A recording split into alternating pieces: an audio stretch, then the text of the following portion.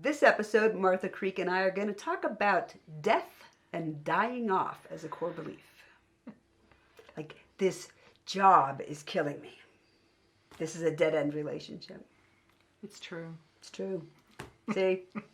I feel so much better now. No. Well, it's true and it's not true. Yeah. Like, this whole notion of death, and it's like the deepest subject maybe of what we're looking at here, to see what we believe about death, and that when this ends, that we've ended in some way.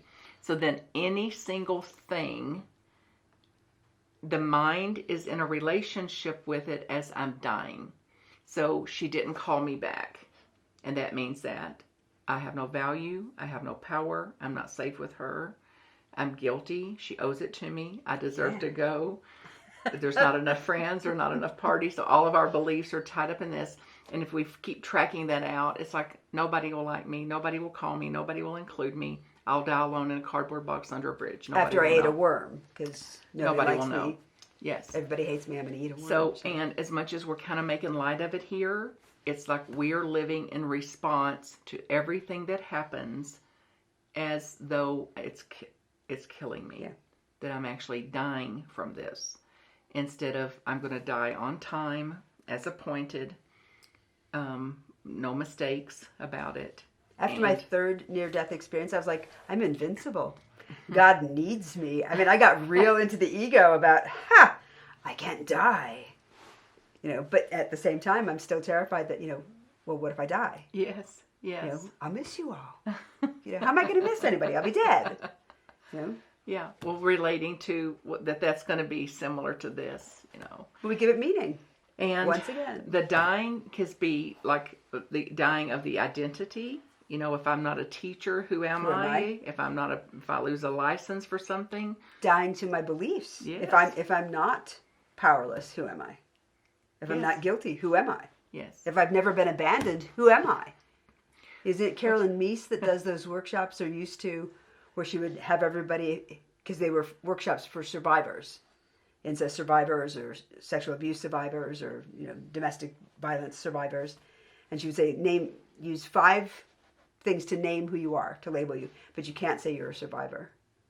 And women would go ballistic. They'd be so incensed.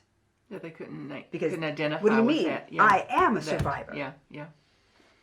But you can't say you're. So then who are you? And they'd have massive breakdowns. Yeah. We do an exercise where we just start with say I. I am. I am. And then start from there. I am magnificent. Then I am Paula. I am Paula. Then I am Paula Languth. I am Paula Languth. I'm Paula Languth Ryan. I'm Paula Languth Ryan. Now what happens to your energy as you say it? I'm a teacher, an author, a writer, I'm an author. a speaker. I'm a writer. I'm a speaker. I'm a mom. I'm a wife. I'm a sister. I'm a daughter. And then it's infinite. Yeah. It's infinite in that. And all of that we identify with, we're also afraid of it dying off. So the deeper in that we go, the deeper into the tortures of hell and worry about dying we go, versus these are roles that I'm in. They're not who I am. So who I am cannot die. What is real about me cannot die. Whatever you believe about that, whatever's infinite and eternal, will not die. The roles will die. The roles will shift and change. This form will die, but this form has died. I'm certainly not the same form I was when I was born. When you were 6, yes. When I was 6, pictures. when I was 17, when I was 40, Yes. Yeah. And instead of we'd even laugh about it like that, instead of oh, can you believe, those perky breasts? It's no, gravity. I hate change. Gravity works. Yeah, that's right. Gravity falls, right? There's nothing dead here. Yeah. This is a normal, natural occurrence of whatever went on. But if I start to tie it up with that I've lost something, that I'm dying off, or that I am in that. This is a measure of who I am. Yeah. Yes. And then it's the conflict of trying to avoid dying and trying to avoid death. And then there's industries, billions of dollars of industries built on keep yourself alive. Yeah. Keep yourself alive. Eat celery. Just eat Well, celery. even That'll trying do to it. kill myself didn't work. I was still 4 days in a coma. I'm still alive. Yes. You know, nearly Well, getting hit by a train. Still alive. Yes. You know, couldn't die off if I wanted to. Well, Yeah. and don't try this at home. Yeah, don't try this at because home. it may not. You may That's get a different outcome. Yeah. And I'm stuck here. You know. which is its own death. Yeah. Because I want it to be gone. I sincerely believe that we have it backwards. And that's part of what you're describing, the torture of being here. Like, oh my God, there's human beings That's right. doing what human beings have been doing since recorded history. Like, who voted? I just want to be Like, back in the ether. exactly. You know, up with myself, minding my own business. Exactly. All is well, where everything is perfect and whole and complete. And so quiet. Then we call Quiet. it, exactly, when we call it birth instead of that's the death. That's the death, The yeah. entering this, if you look at it from just flip the coin over, so then whatever we call death is actually the birth or the return to Well, it's like what was never our good left. friend Temple Hayes wrote the book, you know, when did you die? You know, at what point did you decide that you weren't living? Yes. You know, when we became a spark. When the Yeah. when the little sperm and the little egg met, we decided we were dead. And then to even call it a life. Like, who's deciding what is life and what isn't life? And who's going to take charge of it? Yeah, because some people like the little box. Some people like, you know, going, this is, you know, I want to be held into this restriction. And so I'm going to call that my life, even though I'll complain about it. As opposed to, I'm going to take each day as it comes, doing whatever's mine to do, showing up, eating what's there, driving where the, you know, staying where, Exactly. Yes. you know, and being okay with it. As opposed to, it means something. Well, and there's a me to keep alive, and a me to keep safe, and a me to be a somebody, and me's got to find respect, and me's got to find this, and it's like no me, no my, no problem. Then there's no my life, and it's a radical difference of whatever it has is not my life. Like this has been appointed to me. Yeah. That I'm on assignment of some sort. So Exactly. it'll And end it's on top time. secret. Yes. Yes. And not all that mysterious, actually. Like, look at the flavor of human beings and just how quite ordinary it all is. But if I'm willing to let go of that attachment to, like you were talking about, you know, who is the I? Like, I honestly have no idea what was going through my head at the time, but I was walking through a less than favorable area of town late at night. Not here, somewhere else in my youth. And this guy comes up, I was in New York City, and he starts waving a gun in my face, demanding all my money. And I just looked at him and I said, yeah, I'll be glad to give you all my money, but I need to ask you one thing first. And literally from my heart, I said to him, are you sure you want to do this? And he called me crazy white, lots of different, you know, cool little symbols that you put in, and walked away. Yeah. Well, it sounds like you got him to thinking again. But I have no idea what prompted me to do that. You know, other than I was at a point in my life, like in the movie. Don't try this at home. Yeah, don't try this at home. Yeah. I get that a lot from all my producers too.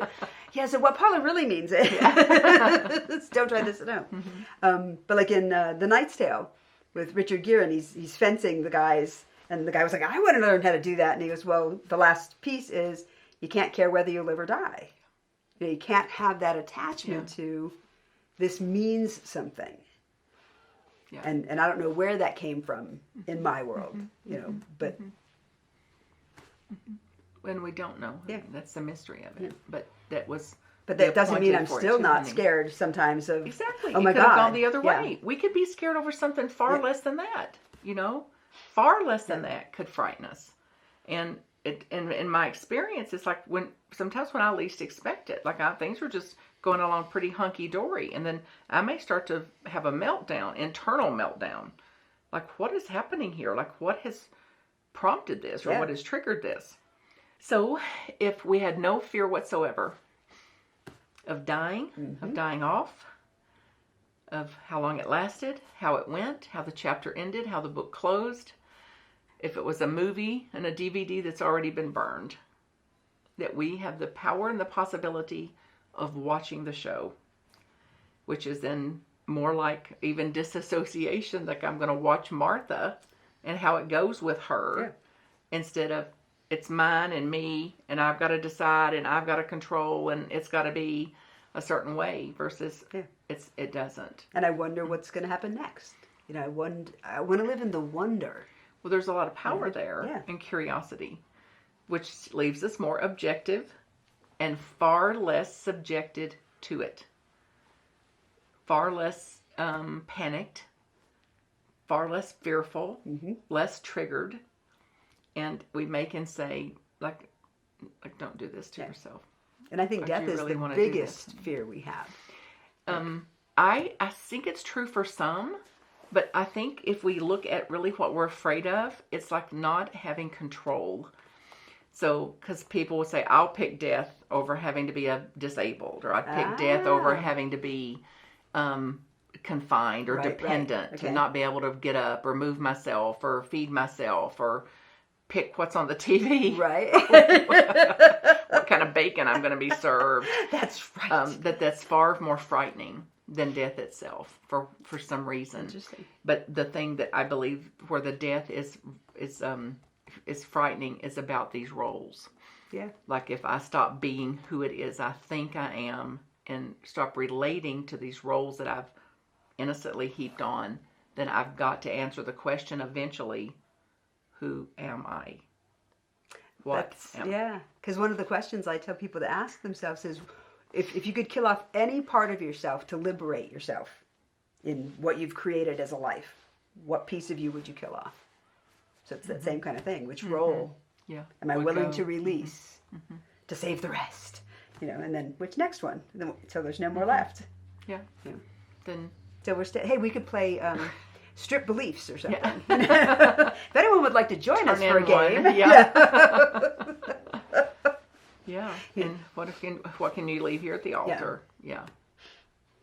I'll see your core belief, and I'll see this role, and I'll raise you another role. I'll give you 6 straight away. I'm going all in. You can have them all. Yeah. So possibilities. Or we just walk away from the table. We decide we don't want to play the game. And it still is breathing us something. So even if we say, I'm not going to participate, I'm not going to be party to this, then here comes the next breath. Here comes the next breath. Inhale, exhale. And to even say, to act like we're going to have, like I'm going to be the choicer of this. I'm going to be the chooser of this. It says, I'm only going to inhale. Wait, I thought it was he didn't inhale. I just won't have the rest of it. Yeah. Versus, it's all. It's all. It's all, but it doesn't mean anything. That's the. Well, when we can remember the summary of the series, maybe. That's so right. If you take nothing away from the series, it's like it's all, and it's all included. Yeah. And until I include it all, I'm in conflict and suffering from not including it, and it has no meaning that I've given it. Yeah. It does not have the meanings that I've given it. So maybe it has meaning, but it certainly doesn't have the meanings that I've given it. So I love to ask then, what would it be like if you had no reference for death? If it absolutely what a reality, a concept, even as people are being buried, lowered in the ground, taken to a crematory, if we had no belief that they have died, right, then we would still be in communion with them, having little visits, which some of us still do. We even say, oh my God, Mama visits, Dad visits. They come in symbols, signals, smells, experiences, memories. So there's something too. They don't actually die, even when the physical is done. And then I think I heard Katie say it once, like, we think so much of these bodies, we worship these bodies, and then the minute we're dead, we think so much of them, we throw them in a hole. That's right. Yeah. Like, I'm going to stuff mine. That's how valuable you are. Yes. Yeah. Well, I remember I did my niece's memorial service, and she had been a sailor. She was in the Navy. And so I did that piece that's in, the manual for services, basically, of, it's like she's on the sailboat and she's sailing away from this shore, and we're standing there watching her recede, going, there she goes, while the people on the other side are watching her approach, saying, here she comes. I love it. It's beautiful. Yeah. It's one of my favorites. Yep.